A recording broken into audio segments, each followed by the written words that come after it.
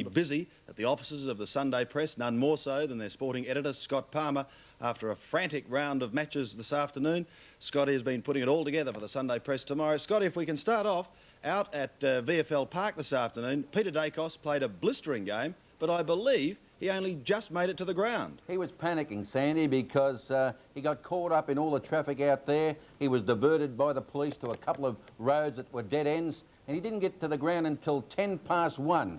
Raced in with his bag, and the sweat was pouring off him, and he thought, God, I've missed it. But he got there in time and played a wonderful game. He certainly did. Now, Scotty, let's stay out at VFL Park for a moment. We saw the umpire take a few numbers in our highlights. Who officially were the players reported in the game at Waverley? Well, there were 5, Sandy. Rhys Jones was reported twice. He allegedly hit Matt Ryan with a forearm and Gavin Krasiska.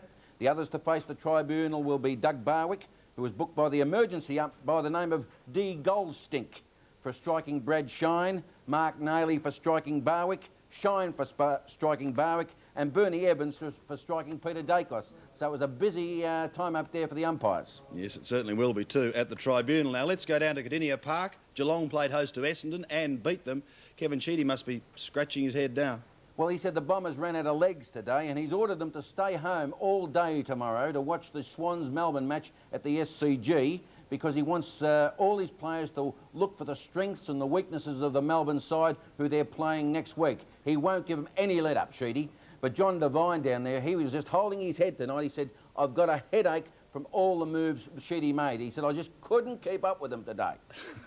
I think Sheedy's doing the right thing, Scotty, because, of course, all the action will be coming his way, and hopefully everyone at home's way on 7 for that game tomorrow. Now, what about Darryl Baldock? St Kilda looked to be in the box seat, then suddenly the game was gone. Well, he said the loss today has put the club back 15 years. That's a harsh statement from the doc. He said too many players think they are better than they are.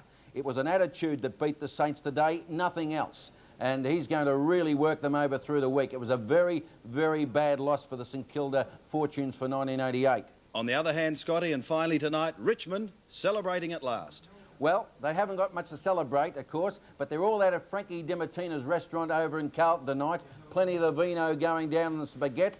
And Kevin Bartlett said for the first time all year it was these experienced players, not the younger players, who carry the day. Michael Roach, 7 goals, 3, a return to full forward, wonderful for him. All right, Scotty, thank you for that, and we look forward to reading all about a big day of football in the Sunday Press tomorrow. OK, Sandy. Scotty Palmer reporting.